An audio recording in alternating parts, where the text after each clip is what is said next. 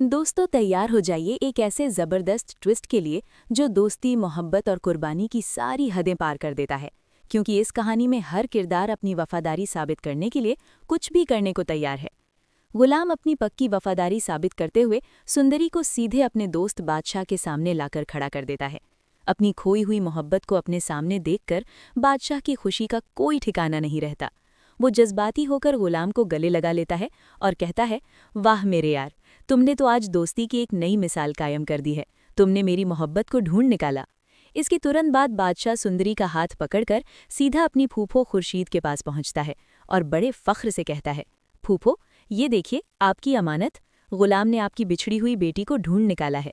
लेकिन कहानी में असली तूफान तब आता है जब हवेली के दूसरे हिस्से में जहांदर को इस बात की खबर मिलती है कि गुलाम ने न सिर्फ आशिक अली की बेटी को हवेली में आने दिया है, बल्कि बादशाह भी उसी लड़की का दीवाना बन चुका है। ये सुनते ही उसका गुस्सा 7वीं आसमान पर पहुंच जाता है। उधर बादशाह पूरे घर के सामने डंके की चोट पर ऐलान कर देता है कि वो सिर्फ सुंदरी से ही निकाह करेगा। ये सुनकर साहिबजान भड़क उठती हैं और गुस्से में कहती हैं कि ये नामुमकिन है, इससे हमारी खानदान की इज्जत मिट्टी में मिल जाएगी। तुम्हारी शादी मेरे भाई की बेटी से ही होगी। लेकिन बादशाह अपनी जिद पर अड़ा रहता है और किसी की बात मानने को तैयार नहीं होता। वो खुर्शीद के पास जाकर साफ कह देता है कि फूफो, मैं जिस लड़की से मोहब्बत करता हूँ वो आपकी ही बेटी है और मैं उसी को अपनी जिंदगी का हमसफर बनाऊंगा। खुर्शीद भी इस रिश्ते के लिए अपनी मंजूरी दे देती है। अब कहानी में एक खतरनाक मोड़ आता है। अगली सुबह जहांदर एक घिनौनी साजिश रचता है। वो गुलाम को अकेले में बुलाता है और उसे धमकी देता है कि अगर उसने सुंदरी को लेकर इस हवेली से दूर नहीं गया तो वो उसकी माँ की जान ले लेगा। अपनी माँ की जिंदगी खतरे में देखकर गुलाम मजबूर हो जाता है और रातों रात सुंदरी को लेकर शहर के एक अनजान होटल में छिप जाता है। अगले दिन जब बादशाह सुंदरी से मिलने उसके कमरे में जाता है तो वहाँ सन्नाटा पसरा होता है।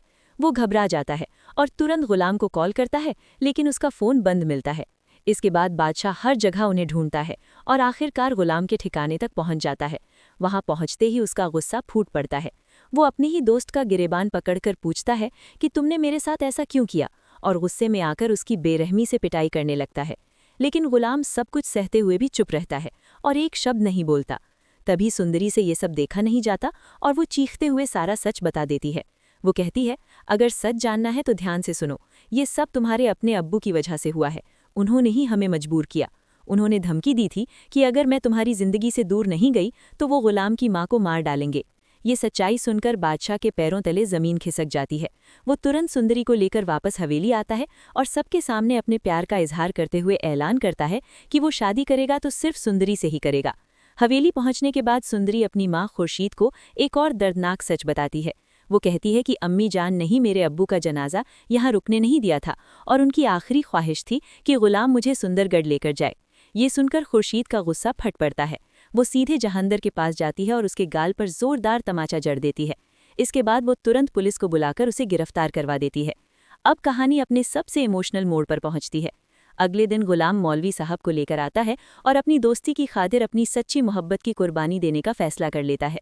वो खुद सुंदरी की शादी बादशाह से करवाने के लिए तैयार हो जाता है। अब सबसे बड़ा सवाल ये उठता है कि क्या बादशाह भी अपनी दोस्ती निभाने के लिए अपनी मोहब्बत की कुर्बानी देगा, या फिर वो अपने प्यार के लिए सब कुछ दांव पर लगा देगा।